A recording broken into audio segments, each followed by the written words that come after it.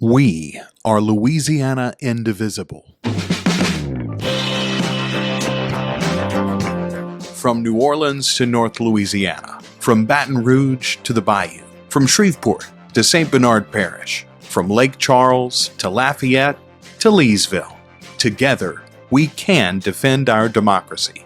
We Are Louisiana Indivisible is highlighting people, politicians, and organizations across the state and region that understand there are no kings but king cakes in Louisiana, and that y'all will always mean all. Listen, share with your friends and neighbors, and help us work for a better tomorrow in Louisiana and beyond.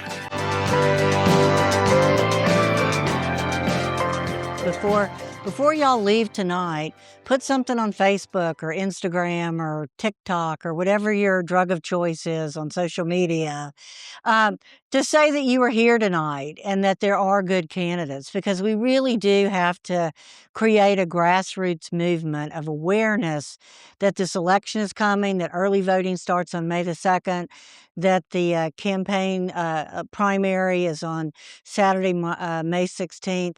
And if each of us just start encouraging our friends to pay attention, I really do believe there's a strong ripple effect. And that really is the motivation behind these road shows.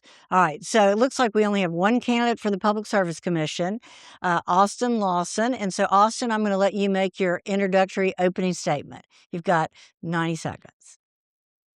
Hey, folks, it's a pleasure to be here. Pleasure to be talking to everyone. I've really been enjoying this roadshow. My name is Austin Lawson, and I'm running for the Public Service Commission. And the reason that I'm running for the Public Service Commission is simple. It's because I know what utilities are. When I was growing up in a trailer in Coshada with me, my mom, my grandma, my great-grandma, I knew what utilities were then. They were inconsistent. The lights came on and off. We didn't make a ton of money. We struggled to pay the bills. When I grew up, that's when I really learned what utilities mean. I had to drop out of college to pick up more shifts bartending because I wasn't able to afford my bills. My grades slipped and I ended up dropping out of college. And that's when I learned what utilities really meant for people. Struggle. It's struggling to get that bill paid on time. It's stressing about living on the margins, wondering if you're going to be able to pay the next bill on time, having to spend just the last bit of money you have to make these bill payments. And that's why I'm running. And that is what informs my policy. It is tying electricity rates to people's income so that every home can function. It is about regulating the data centers that are coming to town. People are concerned, and they want to feel like their concerns are heard. And about concerns, the most important policy that I'm running on is my public advocate that I want to establish. Because every single constituent in a district should feel like that their politicians are listening to them, and there should be systems in place to make sure that they are hearing those concerns from their constituents. And that is why I'm running for Public Service Commission, because I believe that public service is about public service.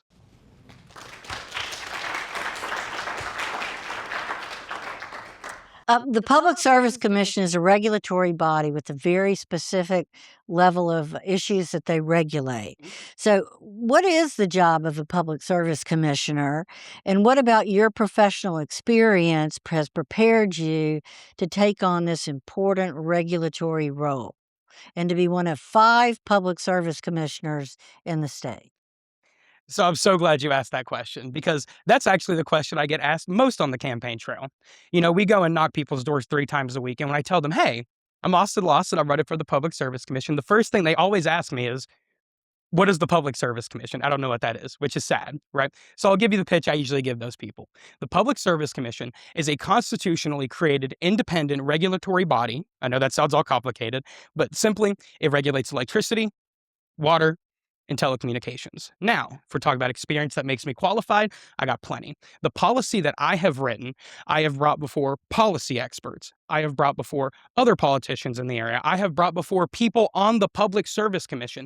And every single time I go to those people, they say it's good policy, they're excited about it, and they're excited to work with me to make sure that I'm crafting it in an effective way.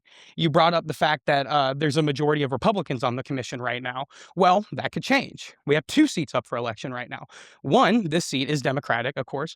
One is Republican. If we can flip that, we can get a lot of progress done. But I don't think my policies are really that hard to push.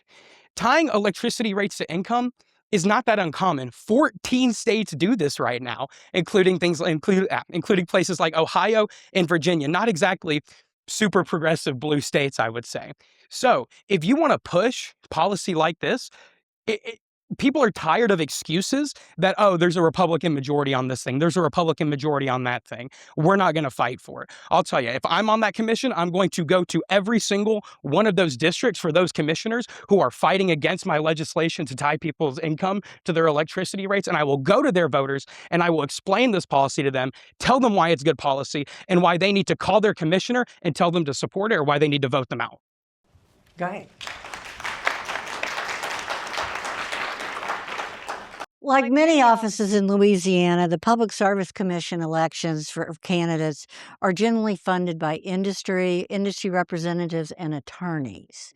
Do you think the Louisiana legislature should pass legislation to eliminate corporate funding and regulated industries on the Public Service Commission? I absolutely believe that the state legislature needs to pass a law making sure that people running in this race, and honestly, more generally in our politics, should not be taking money from corporations that they are in charge of regulating. It is corruption. I was the first person in this race to come out and reject all corporate money. I'm very proud of that fact because I know what that means. Who gives you money is who you are accountable to. When you are taking money from SWEPCO, from Entergy, from any of these utility monopolies, they are going to want that back. They are not giving you money out of the goodness of their heart. That is why I only accept campaign contributions from small donors and from community activist PACs, because I know that if I want to keep myself pure and if we want to keep our other politicians pure, that we need to follow the money and making sure it's coming from good, clean places. Great.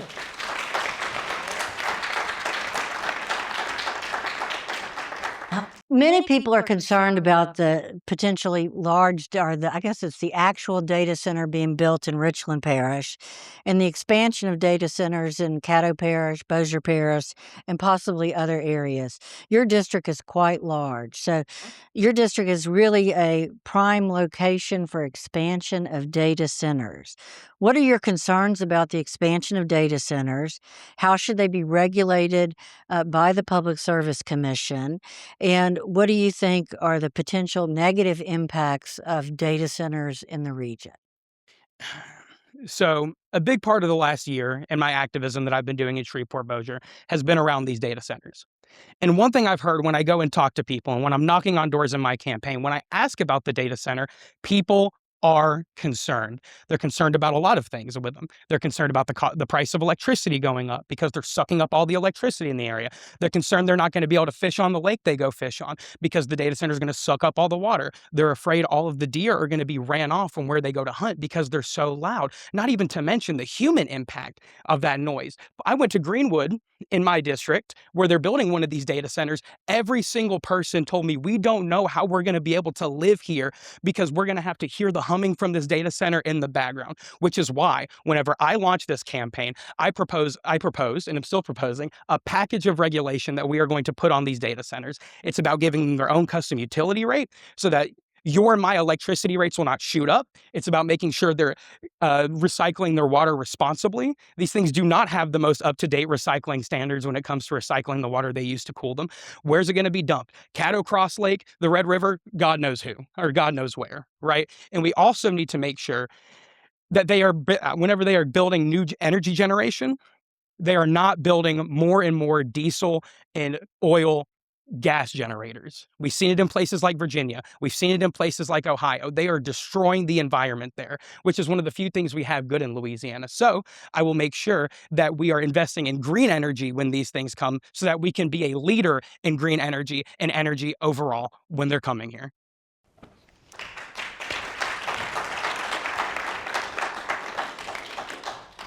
The legislature and the Public Service Commission has rolled back incentives for solar and other renewable energy sources. What do you think the role of the Public Service Commission is in advocating for renewable energy? And what types of corporate incentives, if any, would you advocate for to continue to diversify how the electrical grid is generated? Louisiana, a lot of people will go and tell you, and a lot of people have told me on this race, that Louisiana is an oil and gas state. That is not how it has to be. The oil and gas that we are producing and we are using and we are selling is destroying our environment. One of the greatest parts about our state, which is why it is necessary we invest in renewable energy. As public service commissioner, I have plans ready to get solar projects put up around the state, home solar, home efficiency programs to make sure people aren't paying as much on their electricity. We don't have as much electricity waste. But most importantly, we need to focus on what is good for our state. Instead of being an oil and gas state, why can't we be an energy state? Why can't we invest in wind? Why can't we invest in solar? We have 20% of our electricity, I learned recently, comes from nuclear. Why can't that be something we invest in? We need to think of new ways that we are going to move our state into the future. We need to think of if we are going to continue to run these outdated oil and gas models, or if we want to be a leader when it comes to clean energy in the future.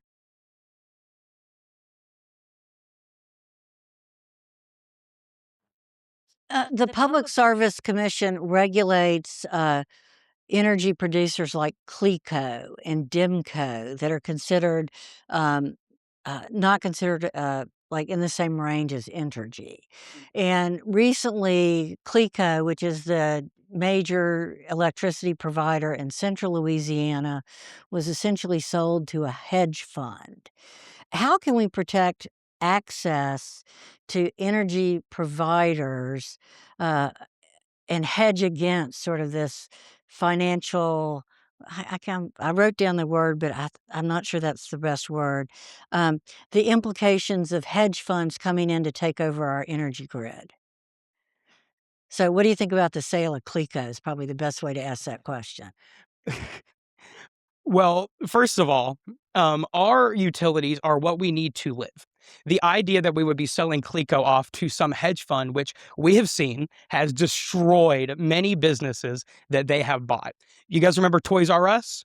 A lot of younger people might not because it's not around anymore. It was bought by private equity. A lot of your favorite restaurants that have lost quality have been bought out by private equity, and that's why they've lost. That's why they've lost that quality. A lot of these private equity firms come in, buy these companies, loot them for parts, take as much money as they can, and dip. And you know what? If we're talking about Toys R Us and we're talking about a chain restaurant, that's one thing. I don't think that's right. I don't think we should be destroying business, but that's one thing. When we are talking about our utility providers, the absolute necessities that we need to live, it should be out of the question that we are selling it to a hedge fund. We need to be actually investing in cooperatization of our electricity grid so that the people who live in Louisiana can own the power that they are getting.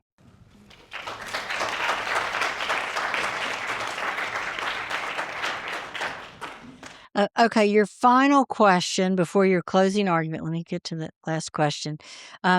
Is similar to one I asked earlier for the Senate candidates. We've lost trust in government of the issues that people face where the PSC regulates. It's transportation, pipelines, electricity, water. The Public Service Commission has a direct impact on the quality of life of Louisiana citizens. How can you raise the trust of the office that you're seeking? And how can you address any concerns of citizens around transparency and accountability in your office, around regulations, and educating the constituents so they understand what are the challenges facing them as ratepayers? So the reason I'm running for this race is because I felt like I was not being represented by my government. There's three ways we're going to make sure that you feel represented by me in this race and you feel comfortable voting for me. One is background. I've been an activist for many years now in the Shreveport-Bossier area. I've been on the ground. I've been talking to folks. I know what they need. The second is policy. Policy-wise, we want to create a public advocate program, which is something I advocated for, I hinted at earlier, which is a paid position on the Public Service Commission, whose goal is to research things on the docket, reach out to community leaders, reach out to these communities that are having cases come up in front of the Public Service Commission regarding them, and being there to advocate for them. Because let me tell you something, folks. I've watched these PSC meetings. The situation is dire. Right now, you have the public service commissioners. You maybe have a first, second year law student with the Alliance for Affordable Energy or the Sierra Club, and then just a table full of Amazon lawyers, Facebook lawyers, SWEPCO lawyers, Entergy lawyers. We need to make sure that there is someone there advocating for the people. Because let me tell you something, folks. If I'm elected to the seat, I'm going to still be in my community. I already told you I'm going to be in other people's communities in the states, making sure that I can pass the policy that I've promised to you. But not everyone in this district is going to be so lucky to have a public service commissioner like that. We have Foster Campbell right now, who's pretty accessible. I look to be that, but not everyone's going to have that. So I want to make sure that I can make sure that I represent my people. I'm talking to my people, and anyone in this state who might live in a different district who feels underrepresented by their public service commissioner has their voice heard. Amen.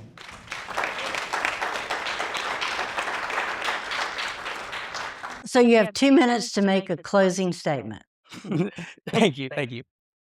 So, folks, I don't need a lot of time. Let me present you with a scenario. You are walking to your ballot box on May 16th to vote for your candidate in this primary.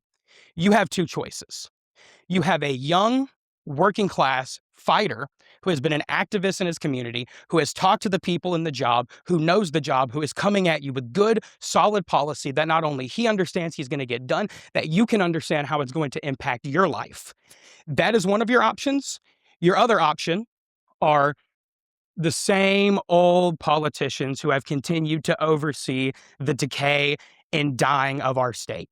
Now, I want you to look at those two options, and I want each of you to ask yourselves when you go in there, who do I feel will be able to represent me better? I'm running in this race because I want to represent the people who feel like their politicians have continued to neglect them and continue to screw them over. I'm running because I want to fix that. I want to let every single one of you in this room know that if I am your public service commissioner, I've been where you are, I've struggled like you have, and I'm going to fight to make sure that none of you, none of your children, and none of your children's children will have to deal with that struggle ever again. Thank you very much. Austin Lawson for your public service commissioner for C5. Thank you, Austin.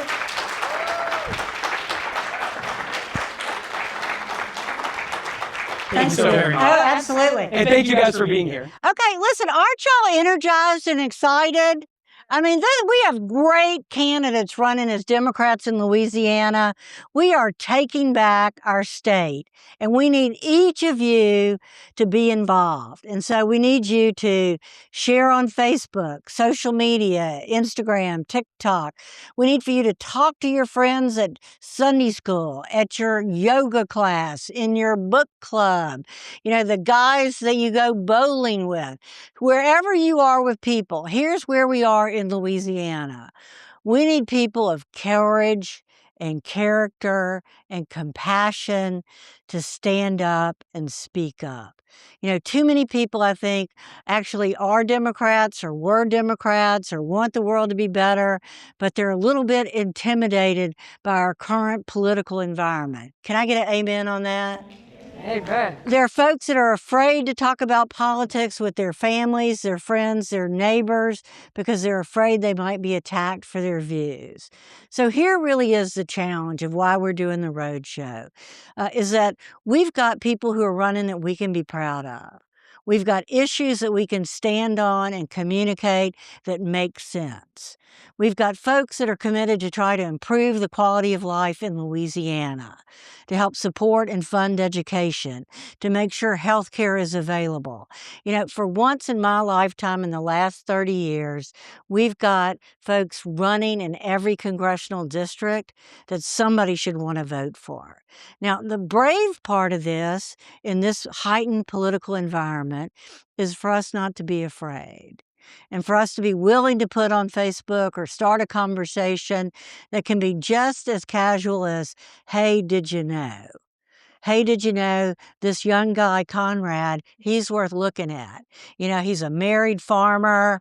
Yeah, there he is. Okay. But you know what I mean? Hey, Austin is this young, really talented guy. Reverend Green is a minister running for the Public Service Commission. We've got 3 great candidates for the Senate. I want people to be able to be proud to be Democrats in the state of Louisiana. I want the Democratic Party to have a set of values that we're willing to articulate and express. And I want people to be willing to stand up and say, hey, that's a good guy. I'm proud to be for him. Does that make sense? And so it's just going to take each of us stepping out of our comfort zone, because I actually think people might be ready to hear. I think people might be ready to hear, hey, wait a minute. We can do better. We deserve better. We deserve smart people who are compassionate, who care about their communities, to be our elected officials. We don't have to buy into the name calling or the polarization. We have a reason to be proud to be for something and not always against something. And so our job is not to demonize others. Our job is not to always look to pick a fight. Our job is to say we deserve better in Louisiana, and we want to ask our friends and neighbors to join us, to step up, to elect accountable, ethical, effective public servants who really do want to do the right thing. So on behalf of the Planning Committee, Bayou Progressive, Indivisible, all the groups that we're working with statewide, we believe that the voters have power. And we're working like hell to protect your right to vote. And we need you to join us to protect democracy, to protect Louisiana, and to protect the right to vote. So God bless you, and thank you for coming tonight. We really appreciate y'all. And we'll be in Monroe tomorrow if you want to go to Monroe. But let's give all of our candidates a round of applause.